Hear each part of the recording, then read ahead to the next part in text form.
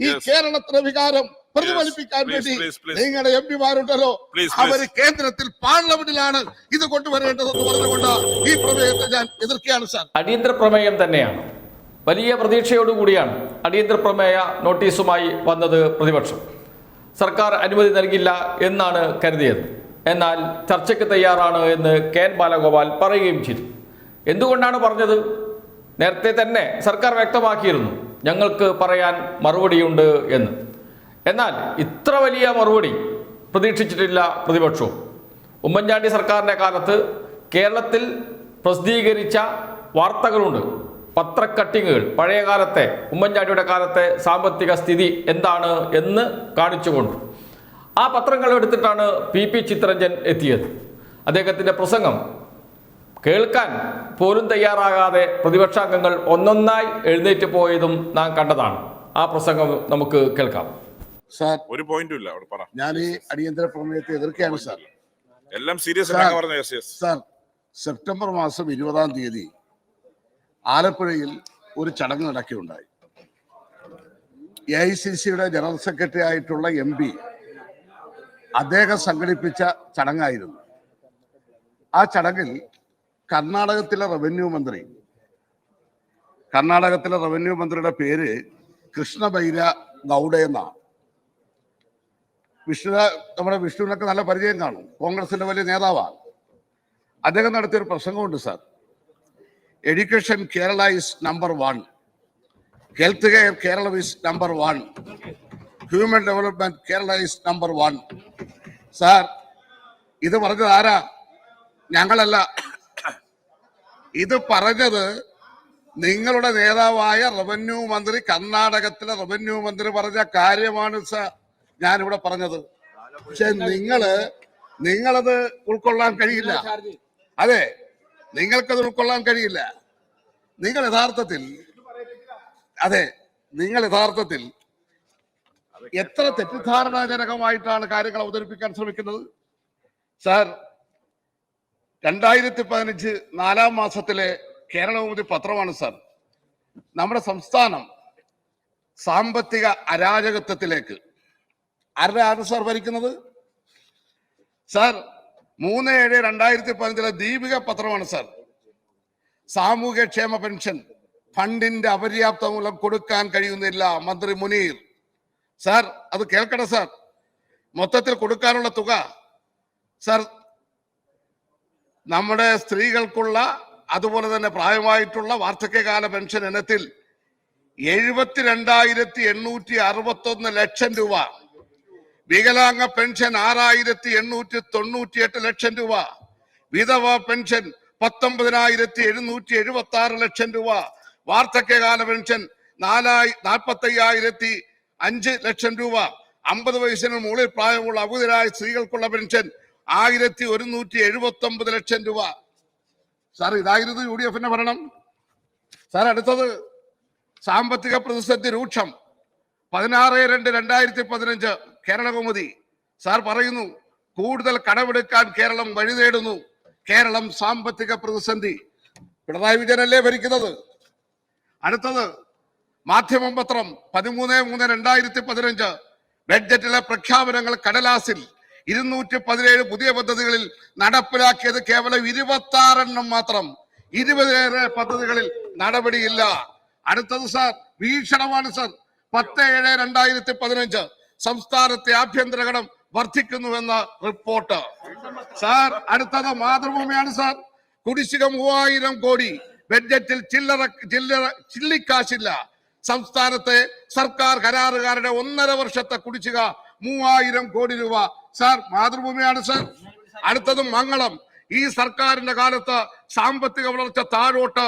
CAG report 18/2/2016 sir. അടുത്തത് കേരളം കടത്തിൽ മുങ്ങിയെന്ന ധനകാര്യ commission. ജനകീയമാണെന്നെങ്കിലും പറയാം, അങ്ങനെ വേണമെങ്കിൽ ന്യായീകരിക്കാം. പത്രമാണ് സാർ. മാധ്യമം വാർഷിക പദ്ധതി അവതാളത്തിൽ ചെലവിടാൻ 12,500 കോടി. ആരാണ് സാർ ഭരിക്കുന്നത്? സാറേ, ഇതല്ലായിരുന്നോ നിങ്ങളുടെ ഭരണത്തിന്റെ സ്ഥിതി? ഇനി ഞങ്ങൾ ചെയ്തു പറയാ സാർ.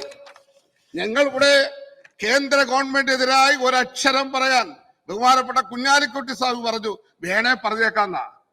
അദ്ദേഹം പ്രസംഗിക്കുമ്പോൾ ഞാൻ നോക്കി, അദ്ദേഹം എത്രയോ സീനിയറായ നേതാവാ. നിങ്ങൾക്ക് ഈ അടിയന്തര പ്രമേയത്തോട് ഒരാത്മാർത്ഥതയുണ്ടെങ്കിൽ പ്രതിപക്ഷത്തെ ഉപനേതാവ് പ്രസംഗിക്കുമ്പോൾ ഒരു 10 പേർ അവിടെ ഉണ്ടാകണ്ടേ? എത്രയേ ഉള്ളു ഇപ്പോ ഉണ്ടാകണ്ടേ? നിങ്ങൾ പോട്ടെ, അത് നിങ്ങളുടെ കാര്യം. ഞങ്ങളുടെ കാര്യം വിട്. നിങ്ങൾ അടിയന്തര പ്രമേയം കൊണ്ടുവന്നവരല്ലേ. ഞാൻ പറഞ്ഞത് അവർക്കൊന്നും പറയാനില്ല. അവർക്ക് കേന്ദ്രത്തെ കുറിച്ച് എന്തെങ്കിലും പറയുമോ? എന്തെങ്കിലും ഒന്ന് പറയാൻ തയ്യാറാകോ? സാർ, ഞങ്ങൾ അഭിമാനത്തോട് പറയുകയാണ് സാർ, ഇവിടെ ഇടതുപക്ഷ ജനാധിപത്യ മുന്നണിയുടെ ഗവൺമെന്റ് നിങ്ങളുടെ ഈ ഒരു സഹകരണവും ഇല്ലാഞ്ഞിട്ട് നിങ്ങൾ ഇനി എന്താ ചെയ്യാനുള്ളത്? എല്ലാം നിങ്ങൾ ചെയ്തു കൂട്ടിയില്ലേ സാർ? നിങ്ങൾ എന്താ പറഞ്ഞ ലൈഫ് പദ്ധതി പിരിച്ചുവിടും സാർ. ഞങ്ങൾ 4 ലക്ഷത്തിന് മുകളിൽ വീട് കൊടുത്തു സാർ. നിങ്ങൾ എന്താ പറഞ്ഞത്? ആർദ്രം ഞങ്ങൾ പിരിച്ചുവിടും സാർ. ഞങ്ങൾ വിജയകരമായി മുന്നോട്ട് കൊണ്ടുപോവുകയാണ് സാർ. നിങ്ങൾ റെയിൽവേ നമ്മുടെ ഇവിടെ നടത്തിയ ഗെയിൽ പദ്ധതിയുമായി ബന്ധപ്പെട്ട് സമരം നടത്തിയില്ലേ സാർ? ഞങ്ങളത് യാഥാർത്ഥ്യമാക്കി. വാട്ടർ മെട്രോ നിങ്ങൾ നടക്കില്ലെന്നല്ലേ പറഞ്ഞത്? ഞങ്ങളെ മെട്രോ നടപ്പിലാക്കി. നിങ്ങൾ എന്താ പറഞ്ഞത്? കിഫ്ബി പിരിച്ചുവിടും 33,000 കോടി. എല്ലാ MLA-മാരുടെ പേരൊക്കെ വെണ്ടക്കായിൽ എഴുതി വെക്കുന്നുണ്ടല്ലോ. ഞങ്ങളത് മാത്രമല്ലല്ലോ, എല്ലാവരും ഉണ്ടല്ലോ. 33,000 കോടി വാട്ടർ മെട്രോ നടക്കില്ലെന്നല്ലേ നിങ്ങൾ പറഞ്ഞത്? യാഥാർത്ഥ്യമാക്കിയില്ലേ? കിഫ്ബി പിരിച്ചുവിടുമെന്ന് പറഞ്ഞ നിങ്ങൾ ഇപ്പോൾ അതിന്റെ ഗുണഭോക്താക്കൾ കേരള ബാങ്കോ അതും പിരിച്ചുവിടുമെന്നാണ് നിങ്ങൾ പറഞ്ഞത്. കെ ഫോണോ അതിന്റെ കേബിൾ ഉരുമെന്നാണ് നിങ്ങൾ പറഞ്ഞത്. യാഥാർത്ഥ്യമാക്കിയില്ലേ സാർ? കെ സ്റ്റോർ നടക്കില്ലെന്നല്ലേ നിങ്ങൾ പറഞ്ഞത്? യാഥാർത്ഥ്യമാക്കിയില്ലേ? ക്യാമറ അനുവദിക്കില്ലെന്ന് പറഞ്ഞ കോടതിയിൽ പോയില്ലേ? കോടതി എടുത്ത് ദൂരെ എറിഞ്ഞില്ലേ? യാഥാർത്ഥ്യമാക്കിയില്ലേ സാർ? സയൻസ് പാർക്ക് നടക്കില്ലെന്നല്ലേ പറഞ്ഞ സാർ? ഞങ്ങൾ നടത്തിയില്ലേ സാർ? നിങ്ങൾ എന്തൊക്കെയാ? കീഴാറ്റൂർ ബൈപ്പാസ് ബഹുമാനപ്പെട്ട സ്പീക്കർക്ക് പ്രത്യേകിച്ച് അറിയുന്ന ഒരു കാര്യമാണല്ലോ. അങ്ങയുടെ മണ്ഡലത്തിലെല്ലാം കൂടെ അതിന്റെ ഗുണം വരുന്നതാണല്ലോ. എന്തൊക്കെയായിരുന്നു സാർ അവിടെ നടത്തിക്കൂട്ടിയതാ? ഇന്നെന്താ? അതും ഞങ്ങൾ അതിവേഗതയിലുള്ള പുരോഗതിയല്ലേ. 6 വരി ദേശീയപാത 4 വരിയാക്കുമെന്നല്ലേ നിങ്ങൾ പറഞ്ഞത്? ഞങ്ങൾ 6 വരി ഇന്ത്യയുടെ ചരിത്രത്തിൽ ഭൂമി എടുക്കുന്നതിന് വേണ്ടി അതിന്റെ 25% തുക ഈ ഇന്ത്യയുടെ ചരിത്രത്തിൽ ഒരു സ്റ്റേറ്റ് കൊടുത്തിട്ടുണ്ടെങ്കിൽ അത് കേരളമാണ് സാർ. സാമ്പത്തിക പ്രയാസം ഉള്ളപ്പോഴും ഇത് ചെയ്യല്ലേ? വിഴിഞ്ഞത്ത് നിങ്ങൾ എന്തായിരുന്നു നിലപാട്? വിഴിഞ്ഞത്ത് നിങ്ങൾ സമരക്കാരുടെ ഒപ്പമല്ലായിരുന്നോ? അവിടെ ഹാർബർ വരാതിരിക്കാൻ, വിഴിഞ്ഞ പോർട്ട് വരാതിരിക്കാൻ അവിടെ എന്തെല്ലാം ചെയ്തു? എന്നിട്ടോ വിഴിഞ്ഞ യാഥാർത്ഥ്യമാക്കി. ഇടവരയാർ പ്രപ്പോസ് നടക്കില്ലെന്നല്ലേ പറഞ്ഞത്? നടത്തിയില്ലേ സാർ? മലയോര ഹൈവേ നടക്കില്ലെന്നല്ലേ സാർ പറഞ്ഞത്? നടത്തിയല്ലേ സാർ? തീരദേശ ഹൈവേ വരാൻ പോകുകയല്ലേ സാർ? എന്തിനേറെ 4,09,000 മനുഷ്യർക്ക് പട്ടയം കൊടുക്കാൻ ഈ ഗവൺമെന്റിന് കഴിഞ്ഞു സാർ. നിങ്ങളുടെ എല്ലാ മണ്ഡലത്തിൽ കിട്ടിയില്ലേ? എല്ലാവരും സന്തുഷ്ടരല്ലേ?